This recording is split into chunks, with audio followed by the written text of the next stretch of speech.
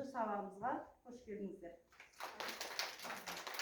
Әнекей балалар, бізбен келген аш сабағымызды бастамас бұрын, бізбен келген қонақтармен сәлемдесіп алайық, иә?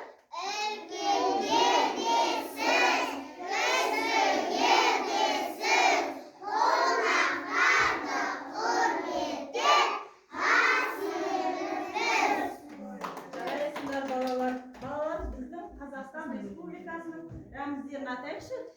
Елтаңба, ту, Айнұран. Айсындар балалар, олай болса, бәріміз орнымыздан тұрып, кеудемізге қолымызды қойып, әнұранын айтайықшы. Ақтөбе